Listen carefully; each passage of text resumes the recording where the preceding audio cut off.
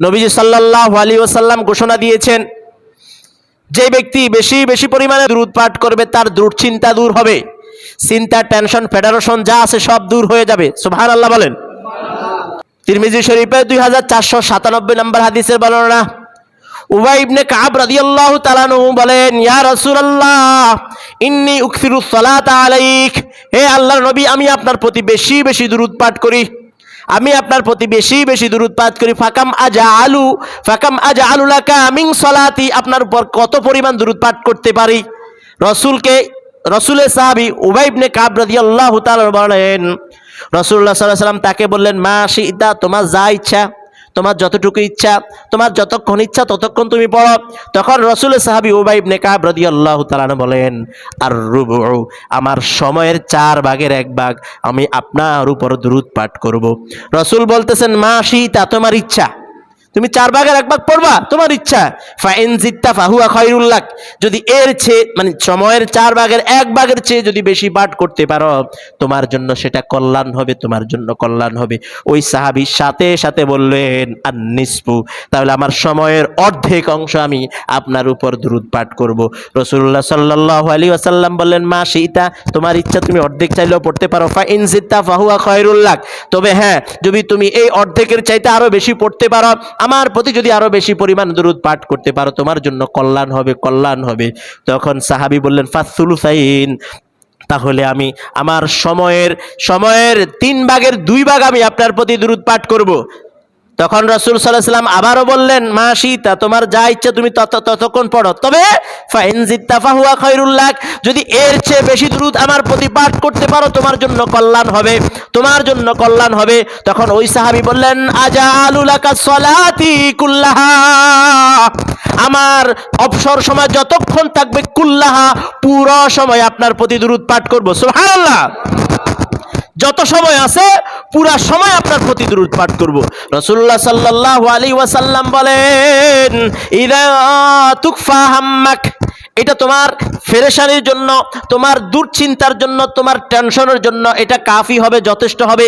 অর্থাৎ আল্লাহ পাক তোমার মাঝে যত টেনশন রেখেছে, তুমি যদি তোমার পুরো সময় এভাবে দুরূদ পাঠ করতে পারো, আল্লাহ পাক তোমার থেকে সকল টেনশন আর চিন্তাকে দূর করে দিবেন। সুবহানাল্লাহ। শুধু তাই নয়, এই হাদিসের শেষ অংশে রাসূল সাল্লাল্লাহু আলাইহি ওয়াসাল্লাম আরো বলেন যে তোমার সকল গুনাহগুলোকে ক্ষমা করে দেওয়া হবে। সুবহানাল্লাহ। যে ব্যক্তি রাসূলের প্রতি বেশি বেশি পরিমাণে দুরূদ পাঠ করবে, রাসূল ঘোষণা দিয়েছেন কিয়ামতের ময়দানে সে ব্যক্তি রাসূলের তত নিকটে হবে। বলেন সুবহানাল্লাহ, আরো জোরে বলেন সুবহানাল্লাহ। যে রাসূলের যত নিকট হবে তার জন্য হিসাব নিকাশ তত সহজ হবে। বলেন সুবহানাল্লাহ। তিরমিজি শরীফের 484 নম্বর হাদিসের বর্ণনা, আর আব্দুল্লাহ ইবনে মাসউদ রাদিয়াল্লাহু তাআলা আনহু আন্না রাসূলুল্লাহ সাল্লাল্লাহু আলাইহি ওয়াসাল্লাম قال, রাসূলের সাহাবী আব্দুল্লাহ ইবনে মাসউদ রাদিয়াল্লাহু তাআলা বর্ণনা করেন, নবীজি সাল্লাল্লাহু আলাইহি ওয়াসাল্লাম বলেছেন, আউলান নাসি বি ইয়াউমাল কিয়ামাতি আকতারুহুম আলাইয়া সালাহ, যে ব্যক্তি আমার প্রতি বেশি বেশি পরিমাণ দুরূদ পাঠ করবে, আমাকে স্মরণ করে আমার মহাব্বতে বেশি পরিমাণে দুরূদ পাঠ করবে, সেই ব্যক্তি কিয়ামতের ময়দানে আমার নিকটে থাকবে। আমার নিকটে থাকবে, যে আমার নিকটে থাকবে তার শাফাআত অতি দ্রুত হবে। যে আমার নিকটে থাকবে তার জন্য আল্লাহ পাক সব কিছু সহজ করে দিবেন। এই জন্যে আমরা যদি রাসূলের নিকটে কিয়ামতের ময়দানে, হাসরের ময়দানে থাকতে হয়, হাসরের ময়দানে রাসূলের নিকটে থাকা মানে আরশে আজিমের কাছাকাছি থাকা, আরশে আজিমের ছায়া। রাসূলের প্রতি হাসরের ময়দানে কোনো কি রৌদ্র, কোনো কষ্ট, সূর্যতাপ, কোনো প্রকারের কোনো কষ্ট হবে না। যে ব্যক্তি রাসূলের কাছাকাছি থাকবে তারও কোনো প্রকারের কোনো কষ্ট হবে না। এই জন্য রাসূল বলেছেন, যে ব্যক্তি রাসূলের প্রতি বেশি পরিমাণ দুরূদ পাঠ করবে, আল্লাহ পাক কিয়ামতের ময়দানে তাকে রাসূলের পাশাপাশি রাখবেন। সুবহানাল্লাহ বলেন। শুধু তাই নয়, রাসূলের মর্যাদা, রাসূলুল্লাহ সাল্লাল্লাহু আলাইহি ওয়াসাল্লামের মর্যাদা এত বেশি, কোন নবীর মর্যাদা এত বেশি নয়। কিন্তু যে ব্যক্তি রাসূলের প্রতি দুরূদ পাঠ করবে, আল্লাহ পাক রাসূলের কাছাকাছি মর্যাদা তাকে দান করবেন। বলেন সুবহানাল্লাহ। অন্য নবীর এত মর্যাদা নয় যত মর্যাদা আল্লাহ পাক আমার আপনার নবী মুহাম্মদুর রাসূলুল্লাহ সাল্লাল্লাহু আলাইহি ওয়াসাল্লামকে দান করেছেন। যে ব্যক্তি বেশি পরিমাণে দুরূদ পাঠ করবে তার মর্যাদা কেমন হবে? আল্লাহ রাসূল সাল্লাল্লাহু আলাইহি ওয়াসাল্লাম বলেছেন, সহিহ তারগীবের 1673 নম্বর হাদিসের বর্ণনা, عن أبي أمامة رضي الله تعالى عنه قال قال رسول الله صلى الله عليه وسلم من كان أكثرهم علي صلاة কানা আকরাবুহুম মিন্নি মানজিলা। যে ব্যক্তি আমার প্রতি বেশি পরিমাণে দুরূদ পাঠ করবে সে মর্যাদার দিক দিয়ে, মানজিলের দিক দিয়ে আমার কাছাকাছি হবে। সুবহানাল্লাহ। আর কি দরকার? রসুলের কাছাকাছি যদি আমার হাসরের ময়দানে অবস্থান হয়, আমি আপনি যদি এমপির কাছাকাছি হন, আপনার কাছে কেমন ভালো লাগবে?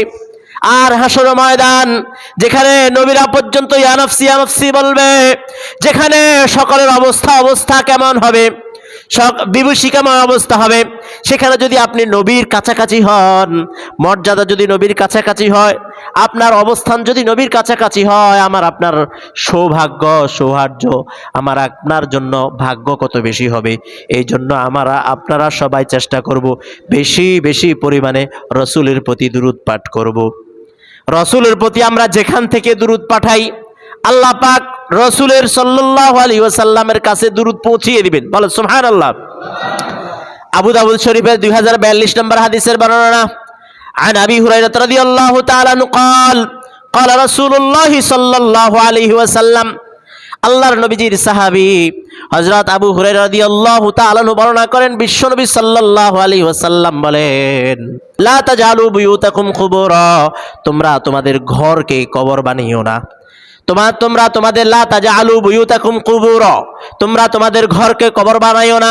কবরস্থানে যেমন ইবাদত বান্দেগি নাই, তোমাদের ঘর যেন এমন না হয় ইবাদত বান্দেগি না হয়। অর্থাৎ কবরস্থানের মতো ইবাদত শূন্য বানাইও না, বরং ঘরের ভিতরে কিছু কিছু ইবাদত বান্দি করো। নামাজ পড়ো, কোরআন তেলাওয়াত করো, মসজিদে যেভাবে নামাজ আদায় করো, মসজিদে যেভাবে নফল সুন্নত তাহাজ্জুদ তোমরা আদায় করো, তেমনিভাবে ঘরের ভিতরেও নামাজ আদায় করো। তারপরে রাসূলুল্লাহ সাল্লাল্লাহু আলাইহি ওয়াসাল্লাম বলেন, ওয়ালা তাজআলু কবরি ঈদা, আর আমার কবরকে তোমরা উরুস বানাইও না, আমার কবরকে তোমরা আনন্দের স্থান বানাইও না। রসুলের কবরকে উরুস বানাইও না। ফিরসাবের কবর উরুস বানানো যাবে না? যাবে? করেন ওই যে ফিরসাব, ওই ফিরসাব, সেই ফিরসাবের কবর উরুস বানানো যাবে? যেখানে রসুল বলছেন লা তাজআলু কবরি ঈদা, আমার কবরে তোমরা ঈদের স্থান, উরুসের স্থান, আনন্দের স্থান বানিও না। এই জন্য কোনো কবরের জায়গায় কোথাও কোনো উরুস, কোনো আনন্দ, কোনো উৎসব করা যাবে। তারপর এই হাদিসে রাসূলুল্লাহ সাল্লাল্লাহু আলাইহি ওয়াসাল্লাম বলেন, ওয়া সাল্লু আলাইয়া, তোমরা আমার প্রতি দুরূদ পাঠ করো, আমার প্রতি দুরূদ পাঠ করো। রাসূলুল্লাহ সাল্লাল্লাহু আলাইহি ওয়াসাল্লাম বলেন, আমার প্রতি দুরূদ পাঠ করা হও, ফা ইন্না সালাতুকুম, কারণ তোমাদের সেই দুরূদটা বুলুগুনি, আল্লাহ পাক আমার কাছে পৌঁছিয়ে দিবেন, হাইতু কুনতুম, যেখান থেকে তোমরা পাঠ করবা আল্লাহ পাক আমার রওজায় তোমাদের দুরূদকে পৌঁছিয়ে দিবেন। বলেন সুবহানাল্লাহ। আপনি উত্তর কারোয়া থেকে রসুলের প্রতি দুরূদ পাঠ করেছেন, আল্লাহ পাক ফেরেশতার মাধ্যমে মদিনায় রসুলের রওজায় পৌঁছিয়ে দিবেন। আপনার নাম ধরে ধরে, এই যে এই উত্তর কাররায় লক্ষ্মীপুরের উত্তর কারোয়ার বাসী অমুকের ছেলে অমুক, ইয়া রাসূলুল্লাহ আপনার উপর দুরূদ পাঠ করছে, আপনার নাম ধরে ধরে রসুলের রওজায় পাকে আপনার নাম ধরে আপনার পক্ষ থেকে দুরূদ পৌঁছানো হবে। এটার চেয়ে আর কি সৌভাগ্যবান হতে পারে? আপনি যদি 100 বার দুরূদ পাঠ করেন, 100 বার আপনার নাম রসুলের কাছে পৌঁছে যাবে। সুবহানাল্লাহ বলবেন না?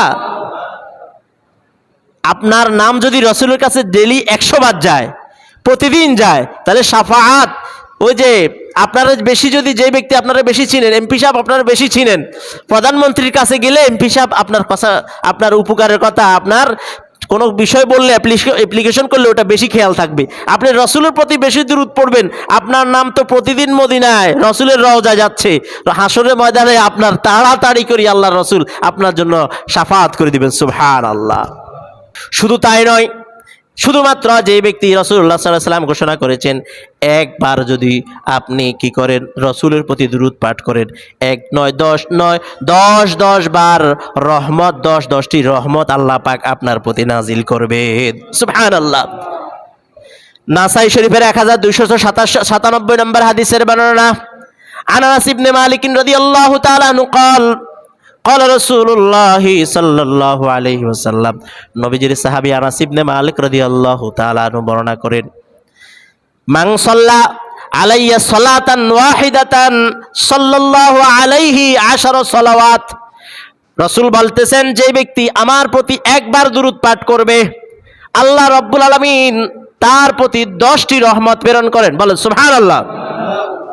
তারপরে রাসূলুল্লাহ সাল্লাল্লাহু আলাইহি ওয়াসাল্লাম বলেন, ওয়া হুত্তাত আনহু 10 খতিআত, আর তার থেকে আল্লাহ রাব্বুল আলামিন 10টি গুনাহকে ক্ষমা করে দেন।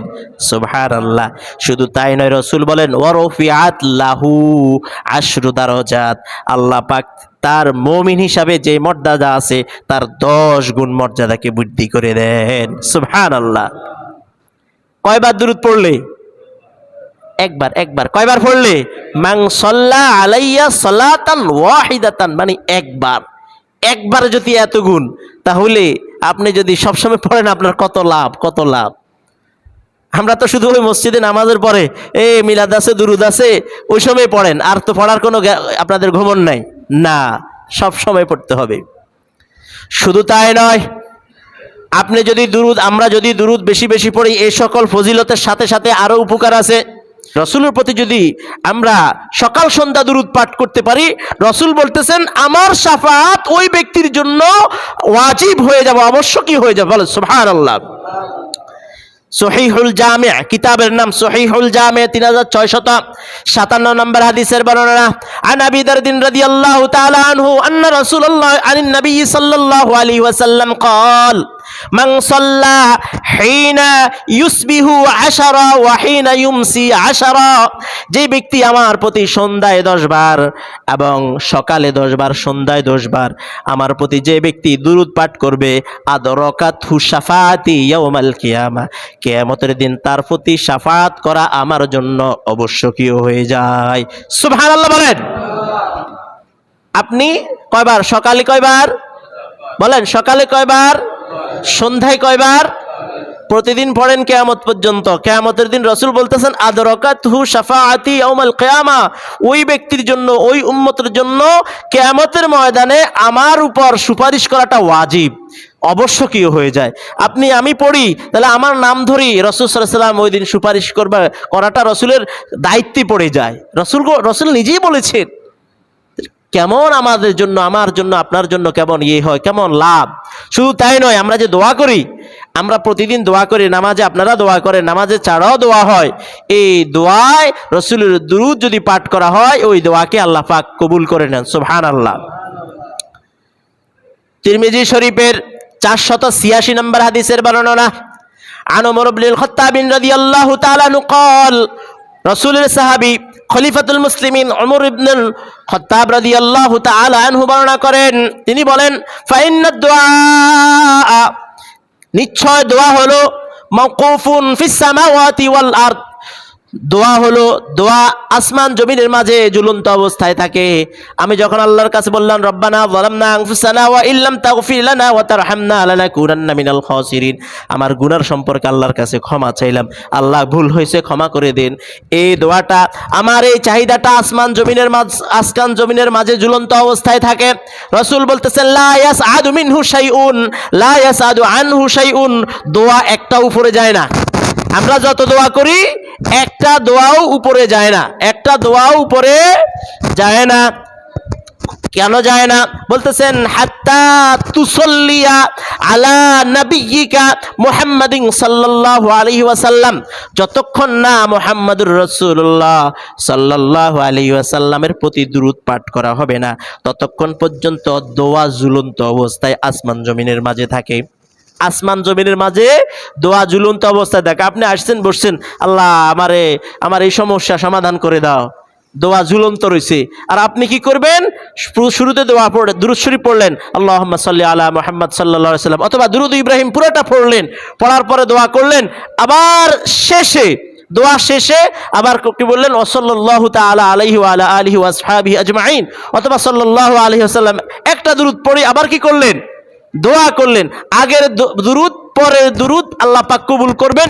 মাঝে মাঝে আপনি যত কিছু আল্লাহর কাছে চাইছেন সেটাও আল্লাহ পাক কবুল করে নেবেন। বলেন সুবহানাল্লাহ।